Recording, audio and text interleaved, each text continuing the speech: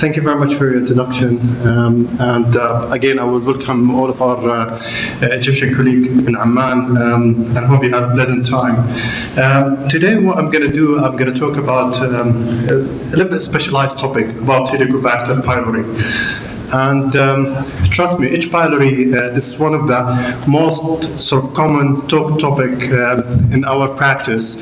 And almost every single patient will come to you and ask you whether I have a bacteria halozoniya or not. And you'll find a lot of things about picking up this H. pylori in stool or in endoscopy, or even if you're very good in ultrasound. So it's a very common topic. Patients get really frustrated when they receive the first and the second course of treatment and they still have H. pylori. And at the end of the day, you tell them, well, listen, it's not causing you any trouble. I'm not going to get rid of it. You'll have it, you'll live with it. So it's a very common topic that we deal with on day-to-day practice in gastroenterology. And I don't need to remind you that, H. pylori can cause a lot of problems in your gut. You can get the chronic infection, which can lead to duodenal ulceration, mild lymphoma. You could have asymptomatic H. pylori infection, can lead to gastric ulceration, or even to gastric cancer. So usually we don't screen for it, but if you have symptoms and you find it, there is a pretty good indication to treat H. pylori infection. So we know the complication of gastritis, peptic ulcer disease, maltomas, and adenocarcinoma of the stomach, and that's why it's very important that we try to get rid of this bug. So the PPI, the proton pump inhibitors, they act as irreversible inhibitor of the hydrogen potassium adenose transphosphate pump in the parietal cells. So this is the PPI, different preparation we have in the market. And these PPI are processed in the liver. They are metabolized in the liver by the cytochrome B450 enzymes. These enzymes are the commonest enzyme to get rid of your medications, including clopidogrel, different forms of PPI. And the commonest is the CP2C19. So, why is it important that we maximize the treatment with the PPI in patients who have H. pylori infection? Because there is a lot of talk about H. pylori resistance, which I'm not going to talk about. Dr. Fadi Diab may talk about, and about patient compliance. But what happens when you take PPI? Why PPI is very important for getting rid of H. pylori infection? And actually it was found to get a proper eradication of your H. pylori, you have to have a very optimal level of pH in your stomach. So if you have a lot of acidity in your stomach, you won't be able to get rid of the H. pylori infection, because the delivery of antibiotics to your stomach, to your H. pylori, to your mucosa and submucosa is quite dependent in your, on your pH. So this is the minimal inhibitory concentration for different antibiotics. And as you can see, every antibiotic has optimal level of pH in your stomach. So if you don't achieve this pH, your triple treatment is not going to be effective. So this is one thing that the way PPI get rid of H. pylori is optimizing your pH environment in your stomach so the antibiotics can be delivered to your stomach and act in your stomach. Two is the proliferation of H. pylori. If you have a high pH, the proliferation of your H. pylori is quite increased, and this will have a higher chance of getting rid of the infection itself. So no doubt PPI play a major role in getting rid of the bacteria. So eradication is partially successful. We know that none of us achieve 100% clearance of infection, and this may be related to lack of patient compliance. Patient is not taking their antibiotics. To antibiotic resistance, I'm not going to talk about this. And the third one is polymorphism, which I'm going to talk about today. So how your body metabolize your PPI? How does it play with the PPI This is what makes a difference between me getting rid of an infection and you not getting rid of the infection. So we're talking about a concept which is single nucleotide polymorphism, SNPs. So basically, this is the enzyme that get rid of your PPI, metabolize your PPI. So in the wild type, normally, you have a full metabolic function. It's functioning very well. It gets rid of your omeprazole or lansoprazole. However, in Jordanian population, from previous research, we found that there is some mutation in this enzyme. The enzyme is not as good as we think it is. And we have two types of mutation, the CP2, C19, and 17. So what happens here? You have a single nucleotide polymorphism. So basically guanine instead of adenine, so adenine instead of guanine, and this will lead to reduced enzymatic activity. So the enzyme will not be effective in getting rid of your PPI. So the enzyme activity will be low, secondary to this mutation. And then you have the other mutation, which is the 17, which is T4C, and this will lead, on the other hand, to increase in the enzymatic activity. So your enzyme will get rid of the PPI in more efficient, quicker way. So two types of mutation. One in the Jordanian population that lead to reduced enzymatic activity, and the other one will lead to the increased enzymatic activity. And this is what happens basically. So you would have up to 21 alleles, different mutation in this enzyme. The commonest in the Jordanian population is 17 and 2. And this is due to what we call it SNP, single nucleotide polymorphism. The nucleotide will change, will mutate, and this will lead to a different output, different enzymatic activity. And different PPI are metabolized in different pathways, but what we studied in our study in Jordan is the lansoprazole as the commonest PPI we use in our university. This will give you an example what type of mutation would you have. So if you have a mutation here, instead of producing this amount of enzyme, you'll produce more amount of enzymes. So your activity of the enzyme will be more due to the mutation here. So this is the effect of variant on transcriptional activity. So you'll have more enzyme produced that will clear your PPI. Phenotypically, if you look at this, you would have an extensive metabolizer, which is 2 wild alleles, or intermediate metabolizer, so 1 wild allele and 1 mutant, or a poor metabolizer, which is 2 mutated alleles, or you could have the ultra-rapid metabolizer, which, as we said, 1717 or 117. So this is the way your change in the gene will affect the function of the enzyme, which we call phenotyping. So this is the allele frequency in Jordan. So this is from previous study. We found that this mutation is around 16% of the population. If you compare it, let's say, with Egyptian population, which is around 11%, East Asia around 45%. What about the other mutation, which make you a faster metabolizer? We don't have data in Jordan, but in Saudi Arabia, let's say we have around 25%.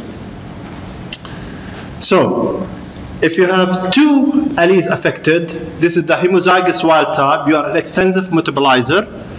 If you have 1 defective, so 1 replaced and 1 original one, which is the heterozygous, you are intermediate metabolizer. Or if you have 2 mutated alleles, then you are the poor metabolizer. So this is the C19-2 variation. So as you can see, if you have a mutation, you will move from being an extensive metabolizer to quite a poor metabolizer. So you would expect in these patients, really, when you give PPI, that the PPI level is quite high because the enzyme is unable to metabolize your drug. While in C17 mutation, if you are 2 wild, you are an excessive metabolizer. If you are 1 wild and 1 mutated, Then you have heterozygous ultra metabolizer, or we call it heterozygous ultra metabolizer. If you have two mutated, then you have the ultra metabolizer. Okay, so this will lead to increase in the enzyme activity. So the enzyme will quickly and efficiently sort of metabolize your PPI. So the objective of our study in the University of Jordan, to determine the genotype and alleles of these two mutations, and to determine if there's any relation between this polymorphism and the response to eradication treatment. Does genetic play a role really?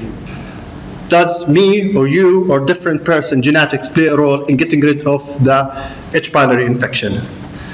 So an important outcome of this research would be the possibility of using genotyping to personalize therapy in some patients who have recurrent H. pylori infection. So it's like selecting people for the Olympics. As you know, recently there was a lot of talk about selecting people in genetics who can run the marathon. It's not related to your physical activity, it's your genes.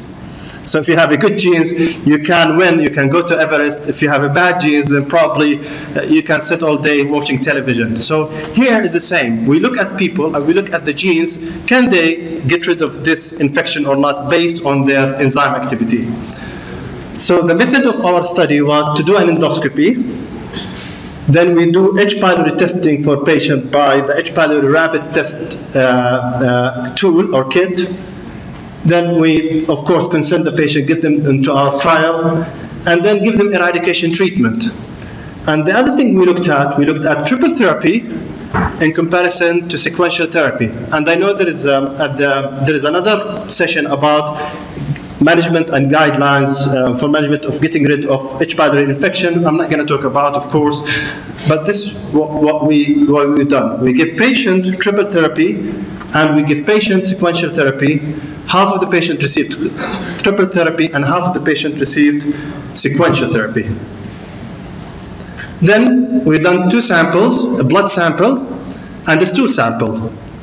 And this is the treatment regimen. We give amoxicillin, clarithromycin, and lansoprazole. This is the commonest use in the UK, the recommendation by the British Society of Gastroenterology, the triple therapy for 7 days, and this is what you do, and this is what I used to do for years and years. Or the sequential treatment, which you use with that bismuth, amoxicillin, and then you change your antibiotics to clarithromycin and metronidazole. Then we took the blood sample, we've done a DNA extraction, we've done a PCR, and then we look at their SNPs via different restriction enzymes. So we cut it off basically, and we looked at these two mutations in the gene sequence that I've discussed before. Then we brought the patient back again to see whether they managed to get rid of their H. pylori infection or not via doing the stool test. So the results, we looked at response to eradication therapy, correlation between HPSA test, which is stool antigen test, and symptoms improvement, comparison between the efficacy of triple regimen and sequential treatment. We looked at the association between gender and age and the response to eradication therapy. We looked at the polymorphism of 68-1A polymorphism response to eradication, and the other common one, 806 polymorphism, and the association between genotyping and gender. So we looked at all this data after finishing our trial. So what we found, our results, that this gene frequency in our 141 patients, which were included in the study, that 83% were of the wild type, 16% was of the GA type, and the poor metabolizers were 0%. What about the ultra metabolizers? 56% was of the wild type, 38% were of the heterogeneous ultra metabolizer, and 64% was of the two mutated site. So in our study, this is the new data, that our study showed that this frequency of allele in previous study was around 16%, and our study was 8%, in comparison again with the Chinese, which is around 45%, and I think in Egyptian was around 14%, which is maybe not far away from our genetic analysis. What about the other two mutations? We found 25% of the 806 allele frequency, which is comparison to Saudi Arabia, and of course the lowest were, I think, in Korea and the Chinese population. So this is the studies, this is the results, responders versus non-responders. If you take the whole cohort of the patients, 70% of the patient managed to clear the H. pylori infection. So our success rate of getting rid of H. pylori infection was only 70%. So 30% of this patient, we failed to get rid of the infection, which is not acceptable. What about triple versus sequential treatment? And this is always a question that you ask, which is better, triple or sequential treatment? We found no significant difference between triple and sequential treatment. Whether you give it for a week or 3 weeks, does it make any difference? What about genotyping? So if you are a poor metabolizer or intermediate to metabolizer, does it make a difference? The answer is no.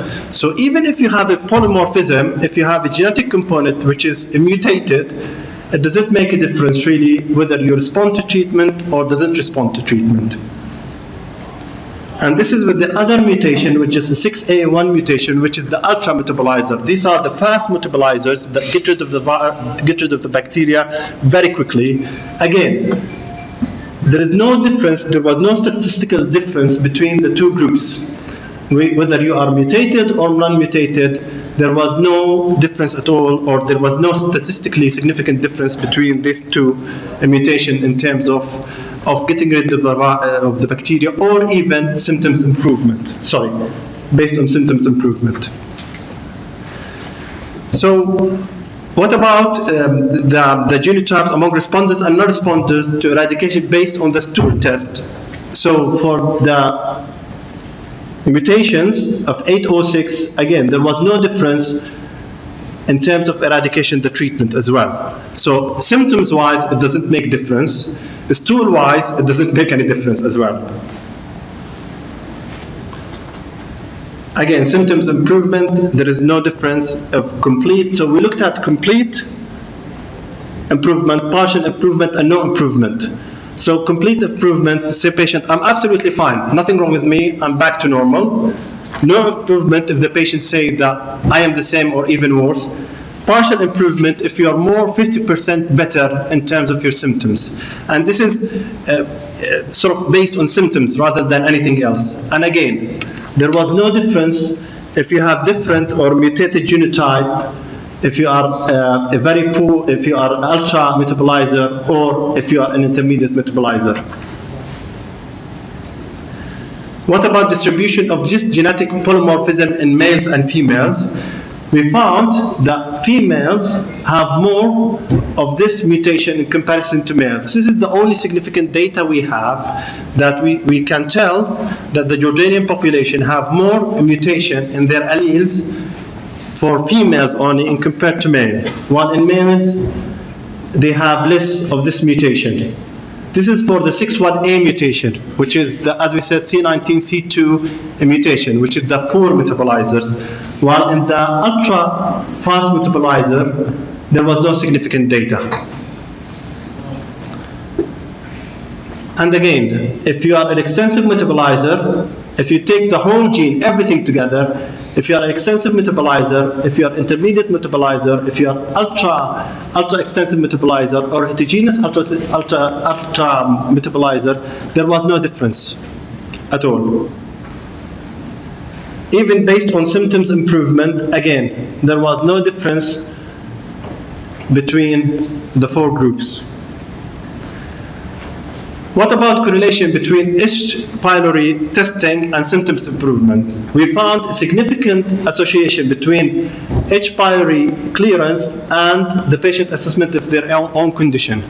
So patient who said that I have better symptoms, they were significantly negative in terms of H. pylori compared to patients who did not clear their H. pylori infection. The majority of patients who improved have a negative result based on H. pylori testing. What about the efficacy of triple treatment in comparison to sequential treatment? Based on our stool testing, there was no significant difference in the efficacy of two treatment regimen, whether you use triple treatment or sequential treatment. This is also the same for symptoms improvement.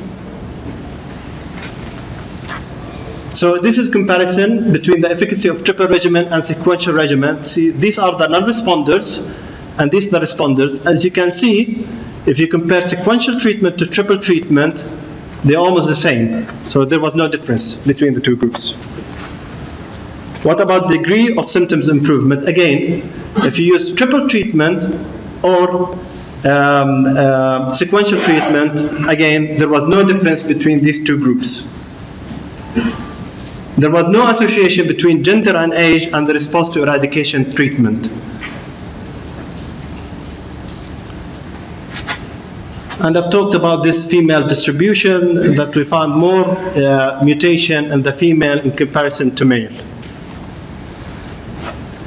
So in conclusion, there was no significant difference between the two genotypes, the GG and the GA, and the response to eradication therapy.